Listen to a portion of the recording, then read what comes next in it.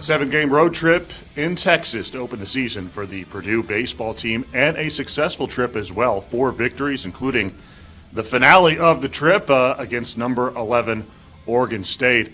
Kyle Charters on This Week in Purdue Baseball, along with the head baseball coach Greg Goff and the SID Ben Turner. It was a successful trip, to be able to go and take 2 games in the Round Rock Classic over the weekend, including against the Beavers in that great game on Sunday.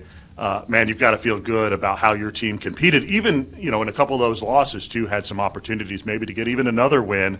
To be where you are, though, through those first 7 games, you got to feel pretty good. I do, Kyle. I felt like as we got down to Texas and got a chance to get outside and do something, I thought each day we got better, and really kind of culminated with a great finish on Sunday against a really good Oregon State team, and felt like we really put kind of all 3 things together: pitching, defense, and some timely hitting to beat a really good club. So just felt like as we went through that week, we just got better each and every day, and had a great finish. Not only the victories impressive, I think, but the way in which you did it. We came into the season, at least I did, thinking that the offense would be ahead of the pitching and defense. Right.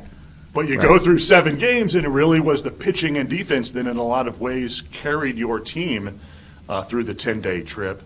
If you get the offense rolling then a little bit too, which it did at times over the week, man, you really might have a pretty good mix. We do, and baseball's a crazy game. This week we may score 10 runs a game and give up 8 or 10. You just, early in the year, you're just trying to find the pieces. You're trying to put the pieces of the puzzle together.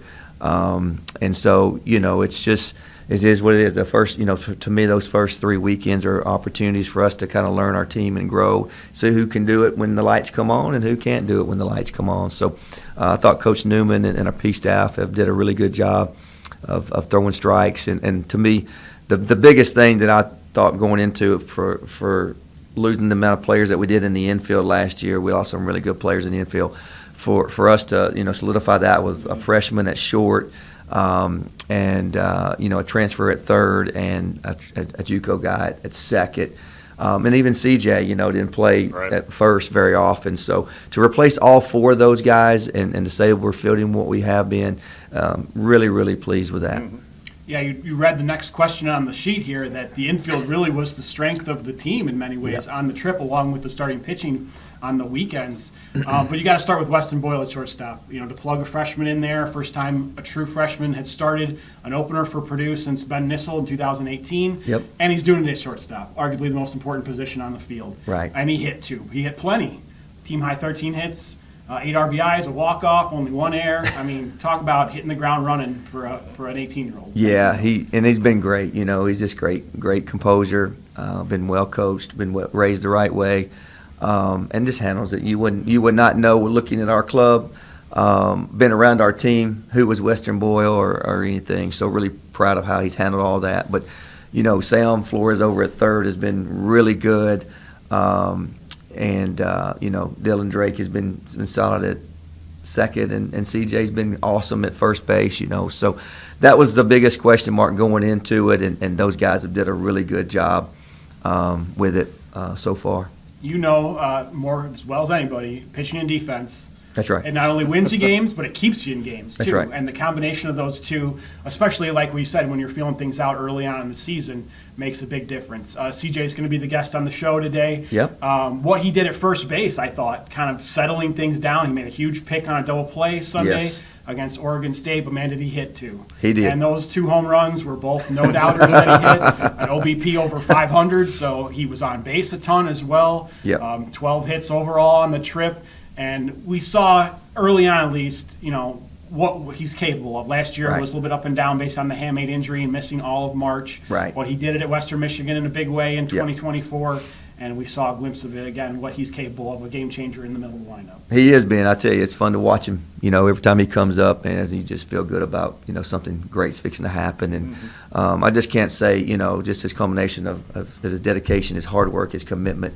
Every day that guy's hitting, working with Coach Serrato, and I just can't say enough about the time he's put in.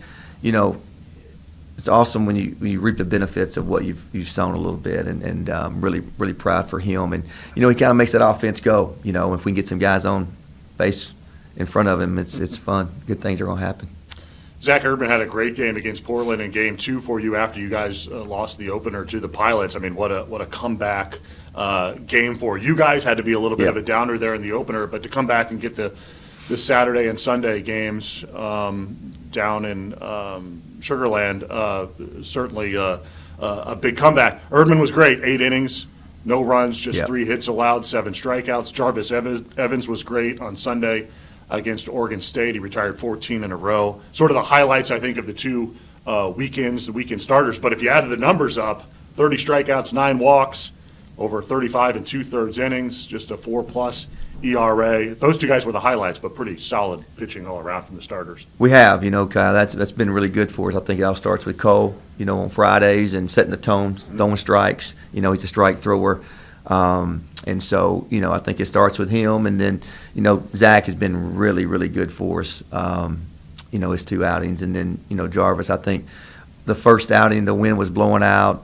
He had some balls up that got out that probably normally wouldn't. And I think this weekend was more indicative of kind of who he is, and just a great competitor.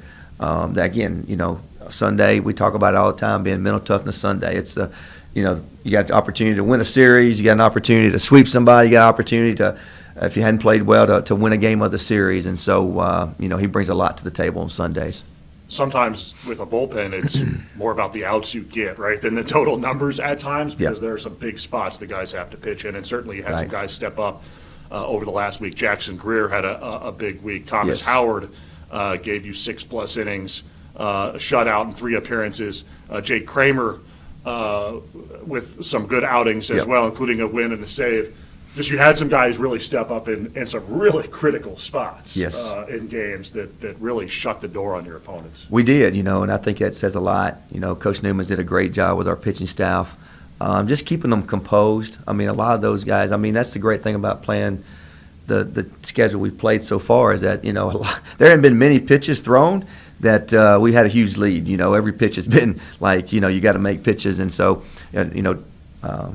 Kessler Johnson, is to come in there and face some lefties there and got some dudes out as well. So a lot of great guys making great performances. I just felt like, mentality-wise, they've been so competitive. They're not afraid of the strike zone. Right. Here it is, beat us if you can. And I love that aspect of our pitching staff. Yeah, in the case of Trevor Kester Johnson, the loogie still lives in college baseball. He may have been downsized in MLB, based on the got to face 3 batters rule or finish an inning, but college baseball, hey, TKJ, if you will. That's right. Still rolling strong. There's a nice weapon out there for you in the bullpen. You talked about, feeling out the team a little bit. Well, the bullpen, that in a big way as well. Yep. And Jake Kramer didn't start the trip very well. But he finished it well with a win and a save like we talked about. Learning how you can use him most effectively. And so far we've seen 1 inning is probably his best thing. For whatever reason, going into the dugout, coming back, just didn't work for him on this trip. Any insight there? Well, I think we're just trying to fill it out and see what's going on. I think if you ask Jay Kramer, he'd want to go back out there.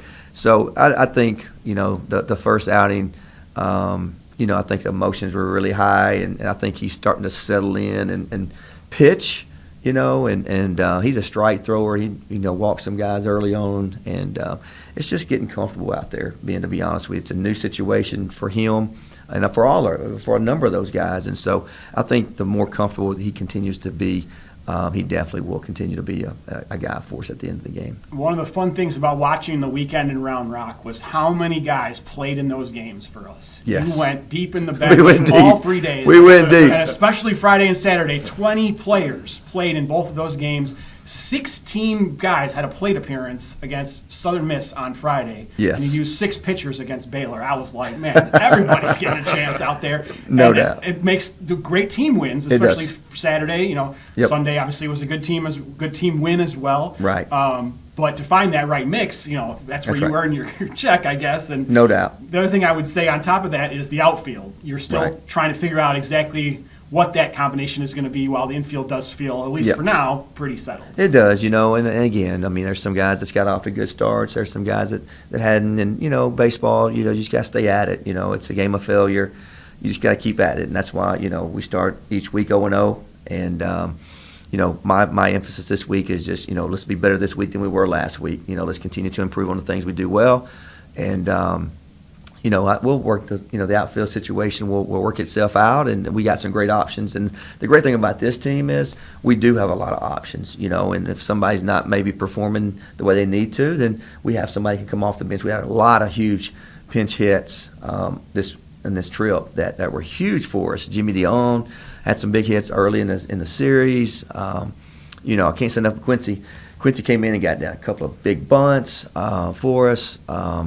Just a number of guys that, which I think makes it great for our team morale, that they understand, like, hey, be ready, because if the time comes and the game calls for it, coach is going to give us an opportunity. Yeah, that was a perfect example of it over the weekend around Rock. Yeah. Another trip on the road to Holly Springs, North Carolina for a weekend series, 4 games against Marist. What can you tell us about the opponent this weekend? Well, we just started on them yesterday, so they went down to Vanderbilt this past week and had some really good games with Vanderbilt, and so it looks like that their pitching is they got I'm not sure they're going to start, but their pitching, the left-hand pitcher they started on Friday, is really good. Their bullpen, so we'll dive more into them this week. But I can just tell you this: Marist is a quality program, has been to regionals and have a great coaching staff. We'll have to show up and play really well this weekend to be successful. Well, let's keep it going. Coach, thank you as always. All right, thank you. All right, let's take a break. We'll come back. CJ Richmond will join us coming up next on This Week in Purdue Baseball. Welcome back to This Week in Purdue Baseball. We're happy to bring in first baseman CJ Richmond after a big week for him, both offensively and defensively, and for the Boilermakers as well, going 4-3 down in Texas. Let's talk about the team first, CJ. Some big victories this last week. You guys have to feel pretty good about how you played in the first week of the season. Yeah, absolutely. We're super excited as a team. If we can go down there and compete with teams like Oregon State and Southern Miss, that conference play should be a challenge we can dominate. All right, so which are you more excited about in your own personal performance? Because you had a big week at the plate, obviously, but you've made some real improvements defensively, too. I know you had made a nice play on a line drive. There was a big play at the time. You had some other nice defensive plays. So what do you say? More excited about what you did at the plate or in the field? Hitting home runs is pretty cool, Yeah. But definitely hard to get over that, right? Yeah, hard to do, but definitely defensively. I've worked really hard and taken a ton of strides there on that part of my game, so that's cool to show off. Yeah. Take us through those 2 home run at bats a little bit. Sunday in Sugar Land against Portland, the center field. We didn't have a distance on it, but with the wind and it being the center, I would guess over 400 feet. And then it was definitely a 400-footer pull job to right field on the berm Saturday against Baylor. And the one against Baylor, man, that changed that game because Purdue was just kind of there at that point, and then you hit that ball, and the Boilermakers came to life in a big way. What do you remember specifically about those at bats first? Just the first one against Portland. It was a right-handed pitcher throwing heavy changeup, throwing a lot of stuff that I didn't want to hit. And then I got to a 2-strike count. He ended up leaving a changeup a little bit elevated that I could get my barrel to, and I believe that was the first run of the game just to get the offense kind of kick-started and going in that game. I think it was on Sunday, too, a game we needed to win to lock up that series, so that was really important for me. And then against Baylor, it's just that was my first at-bat of the game with runners in scoring position, and I was just looking for something to hit hard, try to get that first run across the board for us, and luckily he threw it inside, and I was able to get the barrel up and out and hit it out the yard to right center. And the Baylor game, I think that was your first at-bat against a right-handed pitcher in that game, too. They had started a lefty, and he had kind of neutralized the lineup over the first 5 innings. So to switch it up and to see a right-hander in that spot, is that what you would prefer? I mean, how split-heavy are you, lefty-righty? I definitely think in my career I've hit more home runs off left-handed pitchers, but definitely swing and miss a little bit more. Versus righties, I tend to be on the barrel quite a bit more. And then versus that specific lefty that started against Baylor, he did a really good job at handling all of our lefties in the lineup. And then to be able to switch to a righty and get the offense going was kind of like blood in the water at that point. What's your comfort level like in year 2 at Purdue? I know last year you came in with a lot of hype, deservedly so, but injuries and sort of the inability to get into a rhythm, I think, probably frustrated you, I would imagine. But now being healthy and being able to get dialed in early in the season, Just is that a matter of A, being healthy, but B, being comfortable too? I think it's a little bit of both. Definitely breaking my handmade last year put me in a little bit of a funk and not being able to come back and hit my stride like I wanted to. But Yeah. definitely being comfortable, around a coaching staff that's now in year 2 outside of Coach Goff is, me and Serrato have a really good relationship now after building it year 1. And just being able to have him in my corner is a really, really big deal as a hitting coach-player relationship. Yeah. You guys have a lot of left-handers in the lineup. Yourself, Aaron Manius, Sam Flores, Dylan Drake, Eli Anderson. What does that do for you guys to be able to have that many left-handed bats? I think it's great, because typically left-handed bats get attacked in very similar ways, especially bigger, stronger guys like me, Flores, and Manius. We can kind of share our scouting report within each other, seeing how this guy's going to attack us, and then we can adjust based off that. 3 newcomers on the infield with you in Sam, Weston, and Dylan Drake. How did you feel like that shook out as a first baseman? I mean, what's your role as far as keeping that group together? Yeah, being the only returner and the oldest guy in the infield is kind of my job to direct traffic. It's kind of different being a first baseman directing traffic. It's usually the shortstop, but with our shortstop being a freshman and a newcomer, I just try to keep him level-headed. Keep the game calm down, especially in the infield. With our way our pitching staff is, we get a lot of ground balls and we need to take those outs. So just trying to be the captain and the leader of the infield for sure. I think we definitely need to shout out the left side because you did make that one great pick on the double play that we mentioned against Oregon State. But I don't remember a lot of throws in the dirt from Flores and Weston. So no, those guys are phenomenal. I mean, those 2 dudes can pick the baseball, and we work a lot on practice about just hitting me in the chest, making my job easy. So I love having those guys on the left side. Give us some of your impressions of Dell Diamond and Round Rock in year, and then we had year 2 at Sugarland as well. So 2 Yes. AAA ballparks. I know your goal is to play professionally and be in ballparks quite like that. Also, did you feel like the guys responded to being in an elite tournament like the Round Rock Classic and having a tough field like that to go against? Yeah, I mean, those 2 ballparks are absolutely beautiful. It's my first time ever being at Dell Diamond, and I was blown away by the facilities they had there. I mean, definitely when we rose to the level of our competition this last weekend. If you don't come to play against those top-tier teams, they're going to embarrass you on national television, and we don't take kindly to being embarrassed. So I definitely think we rose. All right, your Toronto Blue Jays came very close last year in the World Series. Good run, or did it leave you unsatisfied as a fan? Definitely a little bitter taste in the mouth, but just seeing how good we were, how far we can go, I'm ready to win it all this year. Remind us a little bit how you became a Blue Jays fan. I think it involved a bat flip and a big home run in your youth. That's right. I think it was 2016 playoffs. Jose Bautista, Game 6, ALDS, hits a massive homer to walk it off and throws the bat into the stands, and it was just the coolest moment I've ever seen at that point in my baseball career. And that's what made you a Blue Jays fan. Absolutely. What would happen if you tried to throw a bat like that after a home run? What would the chatter be like, either by umpires or by your head baseball coach? I think I'd have a suspension. You did get your money's worth on that walk-off homer against Arizona State last year, but I think in the moment people were willing to let that one slide. Absolutely. There you go. Headed back to Holly Springs next. You had a multi-homer game there last year, but it's also where the handmade injury happened. Yes. So a little mixed emotions about that ballpark and that setting. Yeah, I mean, once you break the handmade, it can't get broken again. So I'm excited to Okay. go back there and I didn't know that, actually. get back into it with that ballpark. I love that place. It's gonna be Wow. fun.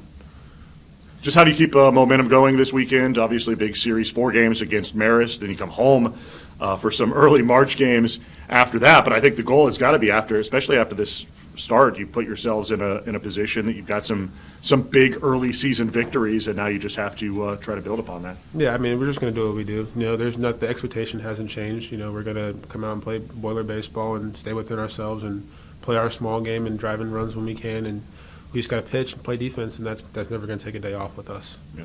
We talked a little bit about the fellow infielders with you, but who else deserves some love on This Week in Purdue Baseball? Shout-outs for teammates. I'm going to shout out the entire outfield. Brandon Rogers specifically, Quincy Marlboro coming in and making some quality plays and some good at-bats in tough spots. Zach Sikowski deserves a little bit of love. Coming off the bench is never easy. Pinch hitting is one of the hardest things to do in the sport. And for those of us to come in and, give us a spark is really, really important for us. And we like to close things out with personal preferences, where we're learning more about you. There are no wrong answers. It was how we learned last year that you are a Blue Jays fan, in fact, was this segment. So we'll take that one out, since we know that that is your favorite pro team. Between 1 and 34, pick a number. 18. 18. Favorite holiday? Oh, Christmas. Asked and answered. Easy. Once Christmas is over, I know it's time to start thinking about college baseball season, too. All right, between 1 and 34, don't pick 18. 12. Band or musical artist you'd love to see play Purdue?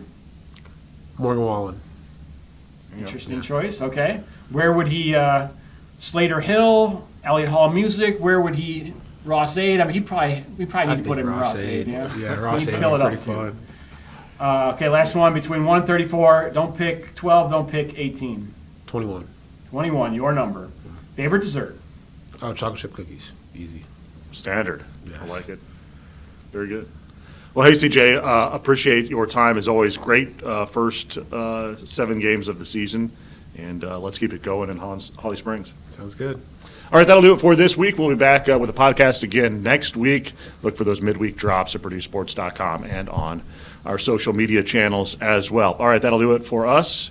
Thanks to Ben Turner, CJ Richmond, and Greg Goff. I'm Kyle Charters.